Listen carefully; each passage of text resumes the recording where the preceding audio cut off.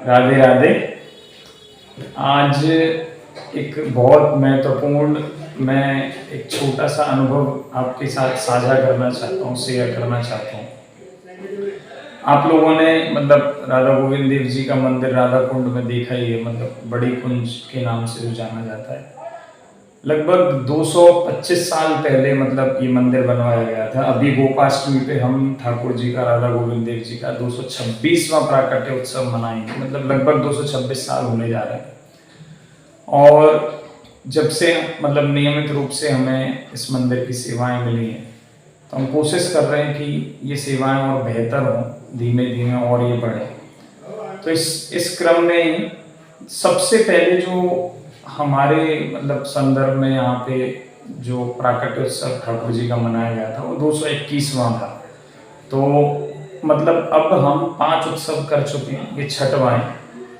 तो ये 5-6 साल में बहुत बदलाव आए। लगभग 2019 में, क्योंकि मंदिर आप समझिए इतना पुराना है, ये शास्त्र के हिसाब से जितना पुण्य अगर हमें मिलता है नए मंदिर बनाने से, उनसे लाखों करोड़ों ज्यादा पुण्य मिलता है अगर हम पुराने स्थानों का सौंदर्यीकरण करवाएं, पुराने जो जगह है भगवान की उन्हें पुनर्स्थापित करने की कोशिश करें। बहुत ज्यादा बेनिफिट मिलता है। नए मंदिर बनाना केवल अपने शौक के लिए है, लोगों की सुविधाओं के हिसाब से, लेकिन हम जब जो पुरानी चीजें ठाकुर जी के द्वारा या ठाकुर जी के विशेष भक्तों के द्वारा जो स्थापित हुई हैं, अगर हम उन्हें दोबारा से पुनर्जीवित करने की कोशिश करते हैं तो हम पे विशेष कृपा ठाकुर जी की है।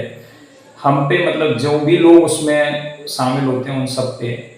तो इसी क्रम में लगभग हमने छोटा सा संकल्प लिया था कि इस मंदिर में लगभग 25 से 27 कमरे हैं, जो बिल्कुल पहले कोठरियां हुआ करती थी जिसमें लोग भजन करते थे, जो बिल्कुल आधुनिक नहीं थी। कहीं पे सीमेंट जड़ रहा है, कहीं पे केवल मिट्टी है, और कोई भी लोग बाहर से आने वाला यहाँ पे मतलब स्टे तो बहुत दूर की बात हो गई, ज़्यादा लोग आने का सोचते भी नहीं थे।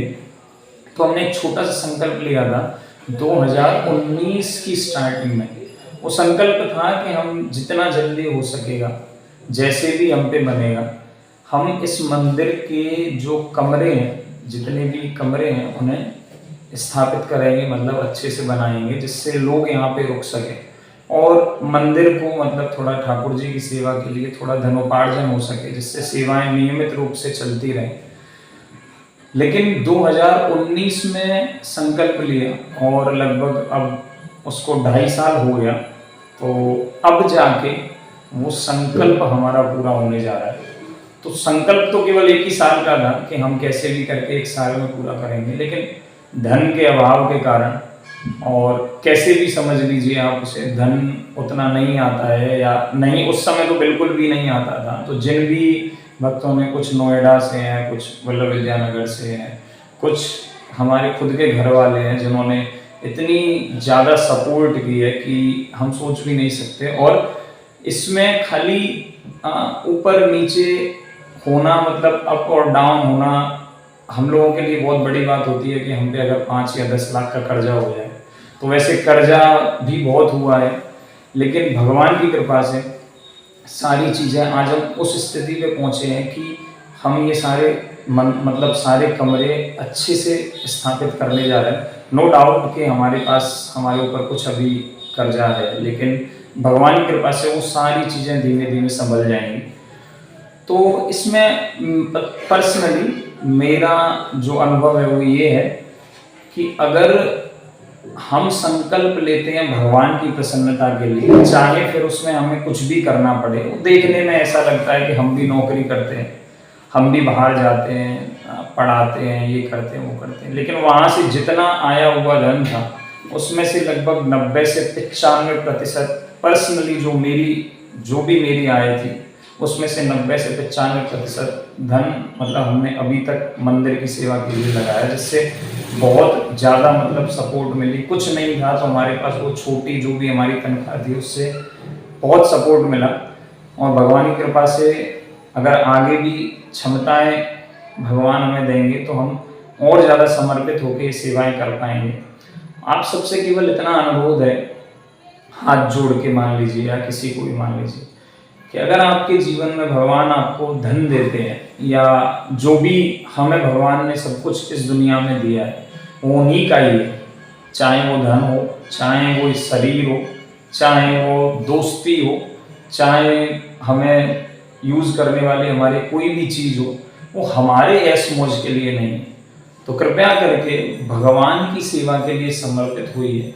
और विशेष अनुरोध ये है कि वृंदावन, राधा कुंड, गोवर्धन, बरसाना, मतलब पूरे ब्रजमंडल पे न जाने ऐसे कितने प्राचीन स्थान हैं जो धन अभाव के कारण मतलब निखर के नहीं आ पा रहे।